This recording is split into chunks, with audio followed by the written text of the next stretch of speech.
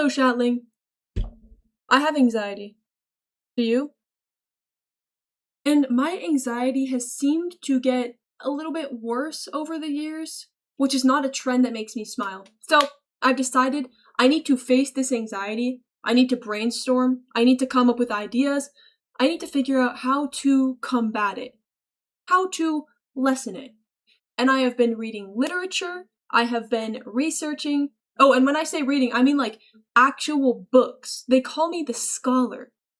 They call me the academic because I'm over here reading actual tomes. I'm pulling out the fucking textbooks, doing my research. And I wanted to just talk about my own experience with anxiety, as well as things that have helped me or things that could help me, I guess. Because TBH, I haven't done that much implementation of tactics, but I have read like 2 to 3 separate books on tactics to combat anxiety. So, my anxiety. I have noticed that my anxiety is by far the worst during the hours when I usually sleep and surrounding it. So, nighttime, terrible. Absolutely terrible. When I'm trying to fall asleep, it's hell. It is actual hell, alright? Just horrific. But during the day, when the sun is out, when there's people walking around, I can socialize with people, it's like the anxiety is not even there. It's like I can think of things that would trigger me at night, but during the day, I'm so grounded in the moment that it doesn't bother me. Is that because of hormone fluctuations? Because of like neurotransmitter shit? Is that because of the presence of people during the day? Is that because of the sun or something? Like, it really makes me wonder. Is it because of cortisol levels, maybe? I know that your cortisol levels will change according to your circadian rhythm, so maybe cortisol levels change in a certain way during your sleeping hours or around that time in a way that makes you more stressed? But then I would also think that cortisol decreases when you're about to go to sleep, so yeah, no idea, but that's what happens to me. At night, my anxiety is much, much worse. During the day, it's most of the time non-existent. Most of the time.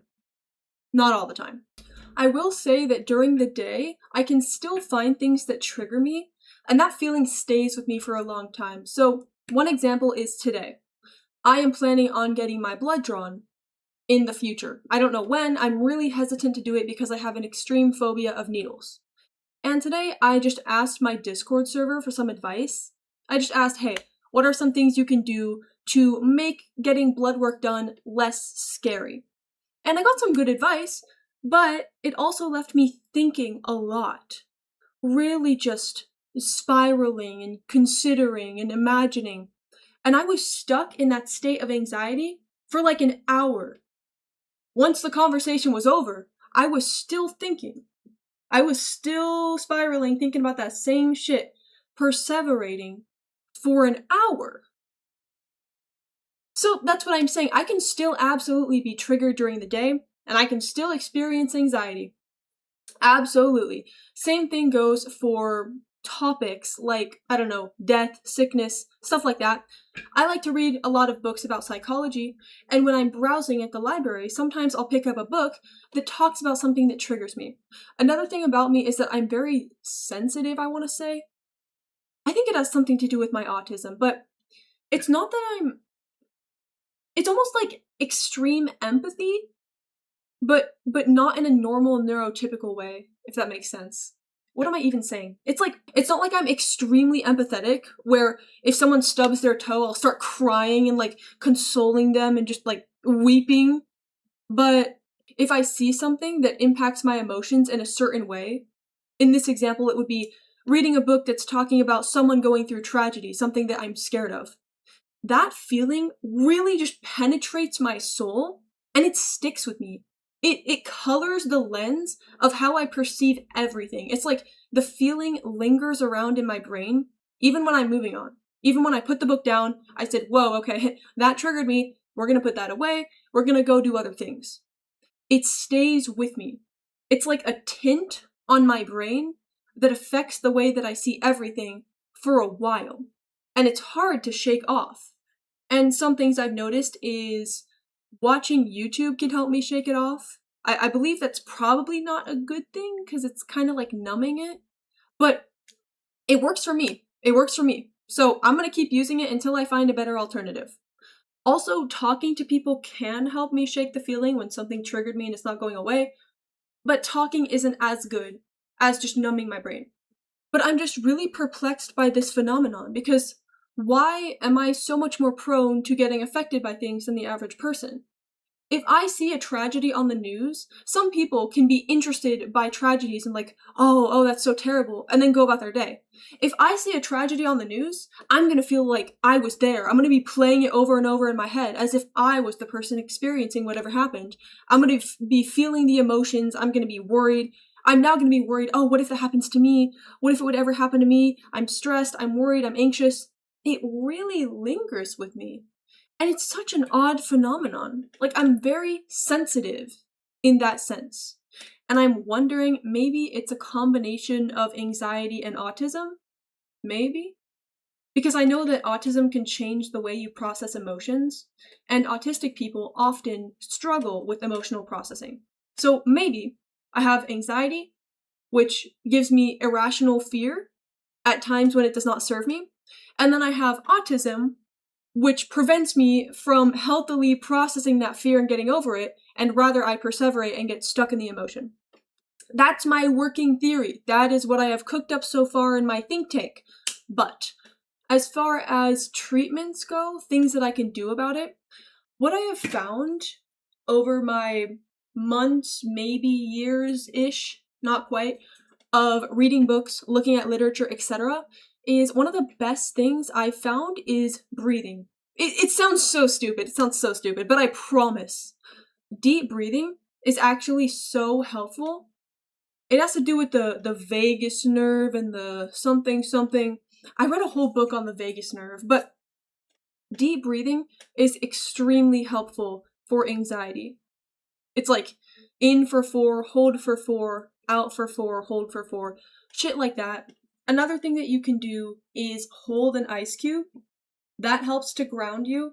And another thing that you can do, funnily enough, is to like plunge your head into cold water because our body has a response. Again, something to do with the vagus nerve. I'm not a professional. Where when you plunge your head into cold water, it resets something.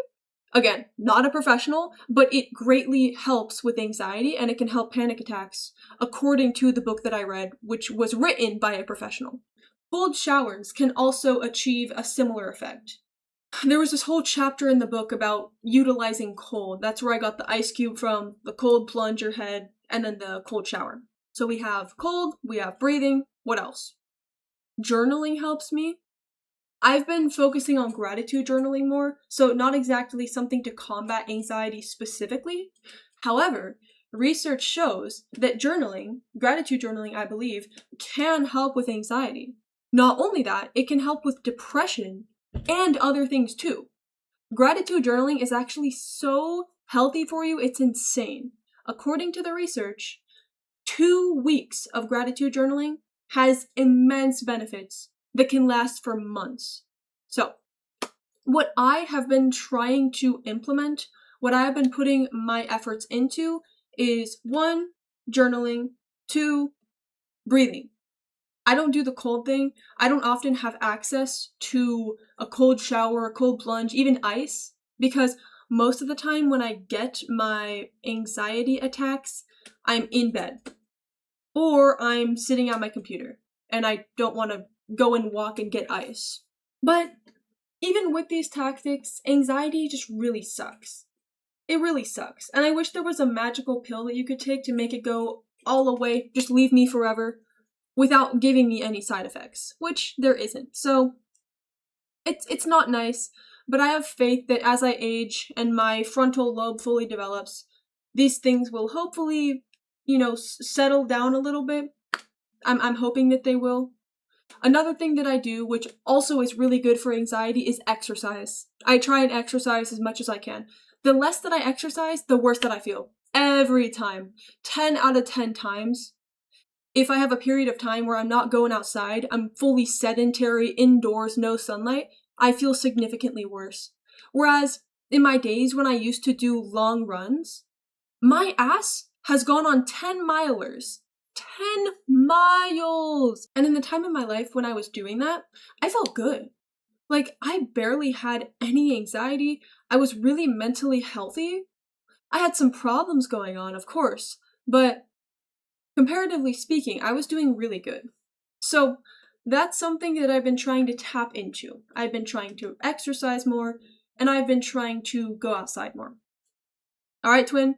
So this was me sharing my experience. No, I'm not a professional. This is me talking about me specifically. Let me know if any of this resonated with you. Let me know if you relate to any of it, if you have any tactics that have worked for you. Anxiety sucks. Anxiety sucks. I don't like it.